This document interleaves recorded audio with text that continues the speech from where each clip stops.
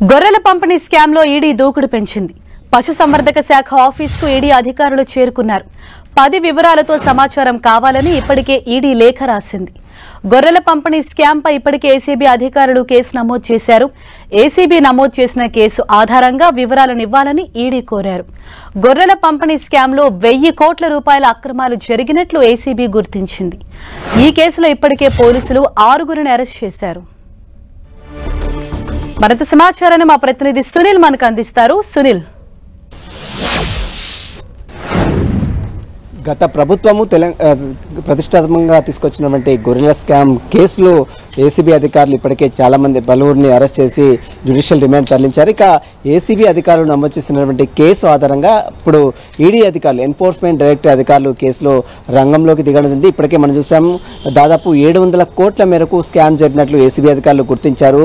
ACB నమోదు చేసినటువంటి కేసు ఆధారంగా enforcement case information report ECR కింద ఇప్పటికే ఈడీ అధికారులు సైతము కేసు నమోదు చేసుకొని జరిగింది.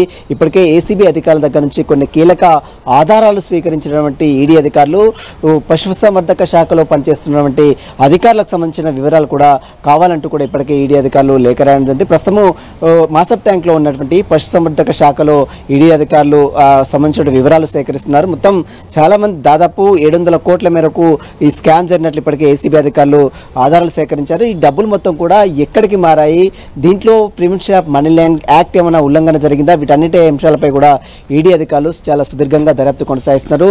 తెలంగాణ రాష్ట్ర ప్రభుత్వం గతంలో ఉన్నటువంటి బీఆర్ఎస్ ప్రభుత్వము విడతల వారీగా, అంటే సామాన్య రైతులకు గొర్రెలు పంపిణీ చేయాలన్నటువంటి ఒక ఉద్దేశంతో దాదాపు 2 విడతల వారీగా 5200 కోట్ల మేరకు నిధులను విడుదల చేసి ఈ స్కీమ్ని ప్రజల ముందుకు తీసుకురావడం జరిగింది. చాలామంది 2 విడతల వారీగా మొదటి విడత డాక్టర్ల నేతృత్వంలో, అంటే అటు గొర్రెలు ఎక్కడెక్కడ కొనుగోలు చేయాలి, ఏంటి ఆ గొర్రెల ఎలా ఉన్నాయి ఏంటి అనేది డాక్టర్లు కన్సల్ట్ చేసిన తర్వాత ఆ గొర్రెల్ని యూనిట్ చొప్పున, దాదాపు ఒక్క యూనిట్కి 21 గొర్రెలు ఉంటాయి కాబట్టి ఆ యూనిట్ల చొప్పున ముందస్తుగానే రైతుల దగ్గర నుంచి గొర్రెలు పంపిణీ చేసే గొర్రెల్ని తీసుకొని అక్కడ నుంచి సామాన్య రైతులకు పంపిణీ చేసినటువంటి పరిస్థితి. 2వ విడతల చాలా మంది, అంటే డాక్టర్ల అబ్జర్వేషన్ లేకుండా ప్రైవేట్ వ్యక్తుల, అంటే మధ్య వ్యక్తుల దళారులు ఈ యొక్క మొత్తం కూడా డబ్బుని స్కామ్ చేసినట్టుకుంటా, అంటే రైతులకు వెళ్ళవలసినటువంటి సబ్సిడీ డబ్బులు మొత్తం కూడా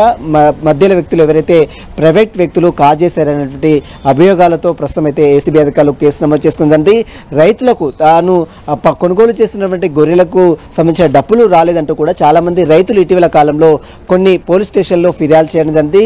ఆ పోలీసులు స్టేషన్లో నమోదైన కేసు ఆధారంగా ఇప్పుడు ఏసీబీ అధికారులు, యాంటీ కరప్షన్ బ్యూరో అధికారులు కేసు నమోదు చేసుకుని జరిగింది. సివి ఆనంద్ డీజీగా ఉన్నటువంటి సివి ఆనంద్ ఇప్పటికే ఈ కేసులో ఈ 6 నిందితులని, అంటూ పశుసంవర్ధక శాఖలో పనిచేస్తున్నటువంటి పలువురు డైరెక్టర్లు, రామచంద్ర నాయక్, ఇటీవల మాజీ మంత్రి తలసాని శ్రీనివాస్ యాదవ్, ఓఎస్డీగా ఉన్నటువంటి కళ్యాణ్ని, అదేవిధంగా చాలా మంది దాదాపు 6 మాత్రం ఇప్పటికే అరెస్ట్ చేసి వారందరినీ కూడా జ్యుడిషియల్ రిమాండ్ తరలించారు. ఇక వారందరినీ కస్టడీలో తీసుకొని ఇటీవల కాలంలో విచారించిన ఏసీబీ అధికారులు వారి దగ్గర నుంచి కొన్ని ఎవిడెన్స్ కూడా కలెక్ట్ చేశారు.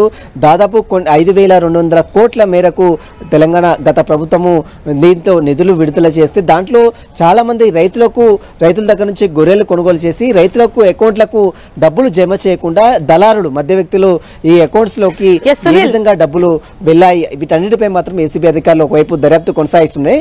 మరోవైపు ఇప్పుడు ఈడీ అధికారులు రంగంలో దిగడం కొంత రాష్ట్ర వ్యాప్తంగా తీవ్ర దుమారం అయితే రేపుతుంది. ప్రస్తుతం ఈడీ అధికారులు కూడా చాలా సుదీర్ఘంగా అటు పశుసంవర్ధక శాఖలో చేస్తున్నటువంటి అధికారుల దగ్గర నుంచి కావచ్చు, మరోవైపు ఏసీబీ అధికారుల దగ్గర నుంచి కూడా వివరాలు అయితే సేకరిస్తున్నారు. హరీష, సునీల్, అంటే ఇప్పటికే పోలీసుల అదుపులో ఉన్న ఈ 6 వద్ద నుంచి ఎటువంటి కీలక సమాచారాన్ని రాబట్టారు, ఎలాంటి విషయాలు బయటకు వస్తున్నాయి?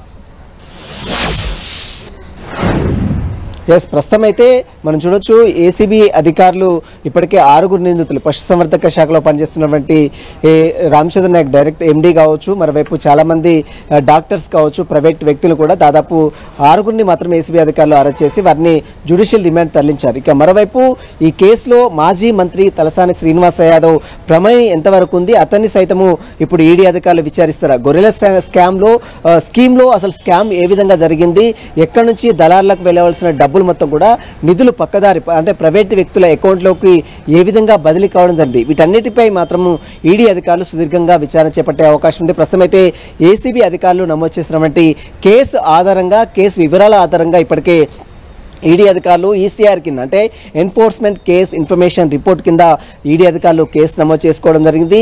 వివరాలు కూడా సేకరిస్తున్నారు. కాబట్టి మరి పశుసంవర్ధక శాఖ అధికారులు ఇచ్చేటువంటి వివరాలు ఏంటి, ఎన్ని యూనిట్లు పంపిణీ చేశారు, రైతుల దగ్గర నుంచి ఎన్ని యూనిట్లు కొనుగోలు చేశారు, ఒక్క యూనిట్కి 21 గొర్రెలు ఉంటాయి, ఆ 21 గొర్రెలు రైతులకు ఏ విధంగా ఇచ్చారు, ఎన్ని విడతలు ఇచ్చారు, కేంద్ర ప్రభుత్వం ఎన్సీడీసీ అంటే కేంద్రం వచ్చేటువంటి నిధుల దగ్గర నుంచి ఏ విధమైన నిధులు వచ్చాయి, దానికి రాష్ట్రానికి ఉన్నటువంటి నిధులు ఏ రకంగా వీటిని వినియోగించారు, వీటన్నిటి అంశాలకు సంబంధించిన దానిపై కూడా ఈడీ అధికారులు ఎన్ఫోర్స్మెంట్ డైరెక్టరేట్ అధికారులు చాలా సుదీర్ఘంగా విచారించే అవకాశం ఉంది. చాలా మంది రైతులు నెల్లూరు నుంచి కావచ్చు, కృష్ణా జిల్లా నుంచి కావచ్చు, గుంటూరు నుంచి కావచ్చు, ఇతర రాష్ట్రాల నుంచి చాలా గొర్రెల్ని కొనుగోలు చేశారు. కానీ ఆ గొర్రెలు ఎక్కడైతే రైతులకు కొనుగోలు చేశారో వారి అకౌంట్లోకి డబ్బులు వేయకుండా ఇతర అకౌంట్లోకి బదిలీ చేయడం పట్లనే ఈ పెద్ద స్కీమ్లో స్కామ్ జరిగినట్లు కూడా ఏసీబీ అధికారులు గుర్తించారు. మరోవైపు సబ్సిడీ దాదాపు 75% సబ్సిడీ ఇచ్చినప్పుడు కూడా ఆ సబ్సిడీ అమౌంట్ సైతము రైతులకు చేరకుండా మధ్యలో ఉన్నటువంటి దళారులు మొత్తం కూడా ఈ అమౌంట్ను కాజేసినట్లు కూడా ఇప్పటికే ఏసీబీ అధికారులు కొన్ని ఎవిడెన్స్ కూడా కలెక్ట్ చేశారు. కాబట్టి ఇప్పుడు ఈడీ రంగంలోకి దిగినటువంటి ఈడీ అధికారులు ఏసీబీ నమోదు చేసినటువంటి కేసు ఆధారంగానే మొత్తం వివరాలన్నీ కూడా సేకరిస్తుంది. పశుసంవర్ధక శాఖలో ఉన్నటువంటి అధికారుల దగ్గర నుంచి కూడా పూర్తిగా స్టేట్మెంట్ నమోదు చేసుకున్న తర్వాత ఈ కేసులో చాలా మందిని కూడా ఈడీ అధికారులు విచారించే అవకాశం ఉంది.